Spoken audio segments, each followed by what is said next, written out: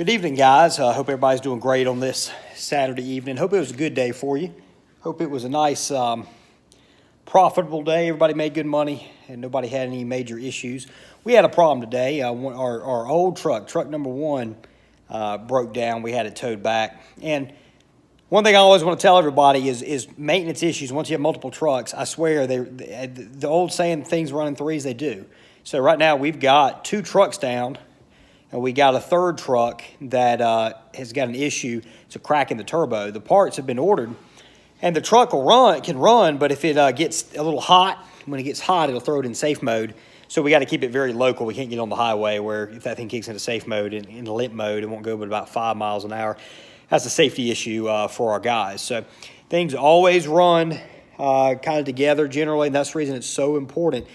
As soon as you have one maintenance issue, go ahead and get right on top of it, because chances are you're going to have another one closely following up. What I want to talk to everybody today about is we had a consulting call earlier this week. One of the questions the guy asked me is, what were your 3 biggest mistakes, operational mistakes, since we started Junk Doctors? And the 3 reasons I had named is one was just being a little too lenient on team members, not being strict enough, and that's something I've talked about before. We've kind of addressed. We're hiring, and now we're setting it up like a sports team. The people that perform the best get the playing time. The people that don't perform well ride the bench, and then eventually they'll either quit or they'll get let go, one or the other. So being a little too lenient on team members. We made a mistake one time on some new construction. We thought we were making money at the rates we were charging. Instead, we were losing money, and we lost a lot of money because we went from doing no new construction homes at all to doing about 40 in the span of a month. We made our prices based on our competitors' prices without first verifying our numbers. Now, to give us a little slack, it's hard for us to have known our numbers because we've never done it before, so you have to learn as you go. But where we made a mistake is we didn't first test it. We should have tested it on about 3 or 4 homes, and we'd have known the numbers at that point and followed the numbers closely and figured out exact expenses. We'd have known we'd have lost it. But, I mean, it's one thing if you're losing $700-800 on per home if you're only doing 3 or 4 homes. It's another when you're doing 40 homes, and we lost somewhere around $28,000 on that deal. So that was operational mistake number 2, and the third one was some workers' compensation issues, just being not estimating the payroll high enough, and we had an audit year that was skipped, and there's one year we didn't get audited, and we were still on 2 years prior payroll, and we had doubled 2 years in a row. So we wound up owing, it was $51,000 that was owed on that workers' comp bill because our payroll was a lot higher. So we had the sales, luckily. We had the sales and the profit margins where we can make that up and get that stuff paid off, but it's still an unexpected expense. So one thing I didn't list out, and I would just call it more of a general business or a general mistake. It's not even business. Just people that aren't in business, that just have a regular job. One of the mistakes that's easy for you to make is as soon as you have a good week or a good month, a good quarter, you're making a lot of money, it's really easy just to spend that money on stuff you don't necessarily need. New cars, airplanes. This isn't our business plane. This is a fun plane back here that we're restoring. So, but toys like that airplane. Now the other airplane we have, we use that as for business for a couple times a week. And that's a great business tool. But this thing right here is a toy, and I got another one I'd like to buy that in the foreseeable future. So you got to limit your purchases like that. Motorcycles, cars you don't need, even going out and buying trucks before you really need a truck. There's a fine line you got to really walk. If you find a hell of a deal on a truck, you might want to go ahead and buy it. Like we were working with a guy, we're working with a guy now He just recently purchased a truck, and it was a hell of a price, and he was having a little bit of maintenance issues on his other vehicle. So he could have gone either way. You know, he could have bought that truck, and it was a good move, and he could have held off, and it was probably a good move. And he chose to buy the truck. It's a good move. It's a good-looking truck, and I think it's going to do him well. I haven't seen it personally, but he's been running for several weeks with no problems, and he got a hell of a price on it. So it was a pretty good move there. But it's easy if you go a month or something, if you have a good month or a good quarter, to decide you're going to upgrade the truck you already have. You're going to go from a truck that's 10 years old, you're going to go and upgrade to a brand new one, even if that 10-year-old truck isn't really struggling. So you're going to go out and you're going to get a $65,000 truck, and you're going to pay $1,000 a month on it. Is that a smart business move? Again, it's maybe, but you got to really do an evaluation. What you always have to know in business, your highs, when you got to really regulate yourself. When you have a huge hit, you have a really good week, a really good month, you should celebrate that. Go out. You can take your guys out some if you want. If you got a business partner, y'all go smoke a cigar. Drink a little bit, celebrate, whatever you want to do. Go out and celebrate a little bit, but then you got to get right back to work. You can't consistently celebrate. And the other thing is you got to be just as hungry for jobs on a busy week as you are a slow week. So, because that missed income in a busy week is the same amount of money. It's the same amount of money as the income. You know, if you miss out on that job during a busy week, there's no difference in the amount of money than when you take that job during a slow week. So we got a couple companies that pass business off to us, and it's great. We pay them a referral fee. We give them a little kickback when they do that, but they give business to us because they can't keep up. They've got one truck. They might have just bought a box truck, but they got one truck, and they're afraid to expand. They're afraid to buy another truck. They're ready. I'm not going to tell them they're ready. If they see this video, then if they watch this video, they'll probably know who I'm talking about. And at that point, maybe they'll go out and they'll buy a truck. But I'm not going to volunteer that information to them. If they found this video, great. They are good people. But I mean, they're competition. I'm not going to give them but so much information.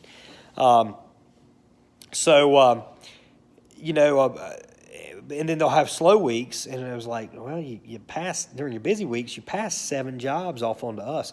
You got to be able to tackle those jobs. So it's easy when you're having a busy week to say, I don't need to mess with that little piddly job.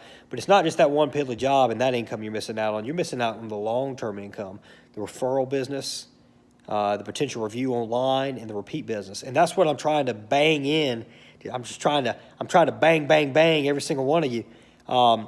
To the fact that it's not just one transaction you're going after here. It's not one transaction. It's more like 20 transactions, because the lifetime of that customer, if they're 40 years old, they're going to probably keep using you if they don't move out of the area, and they very well may move out of the area, but you probably got between 40 and 70. On average, a lot of our repeat customers use us about once every 2 years, or once a year, or multiple times a year. But figure on average 1 out of every 2 years. If they use you 1 out of every 2 years, that's 15 transactions over the lifetime of that customer, between 40 and 70. And that doesn't count for the referral business, their son, their daughter, their friends. That's only them. And every time you miss out on a customer, every time you pass a customer off, you think of it as one singular transaction. It's not.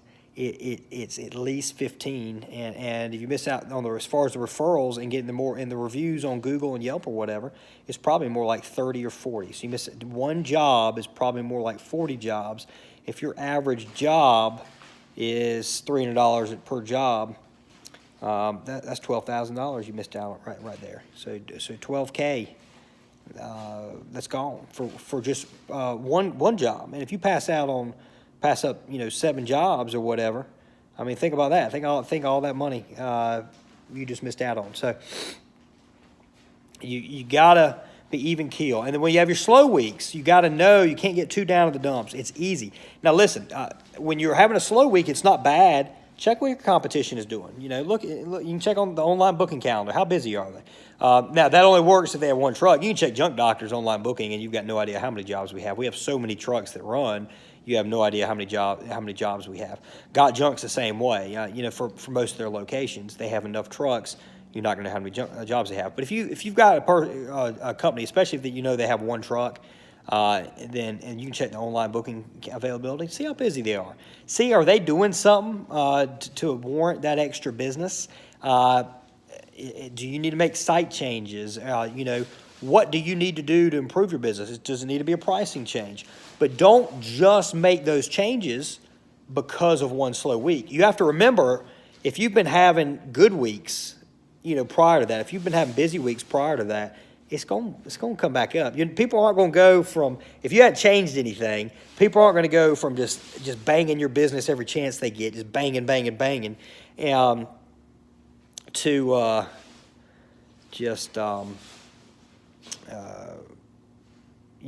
no longer using you anymore. It's not like it's not some like random hookup with a girlfriend where you bang or whatever, and then she might be sick of you and never come back.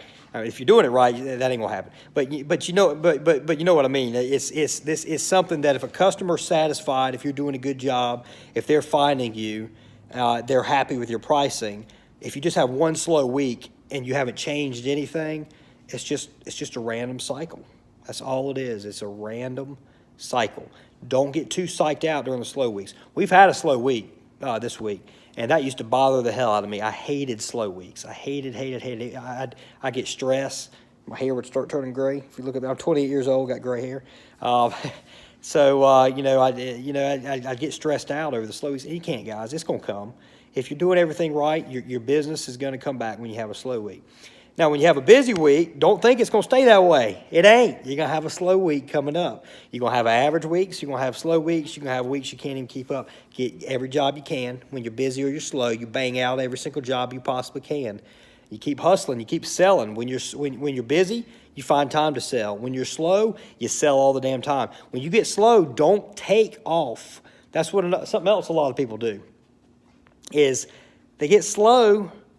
I'm gonna hang out. I'm gonna hang out with my wife. I'm gonna stay at home, hang out with my wife all day. We're gonna lay in bed and eat Oreos and munch on popcorn and watch the Vampire Diaries or whatever the hell. That's happened to be what my wife's watching right now is Vampire Diaries.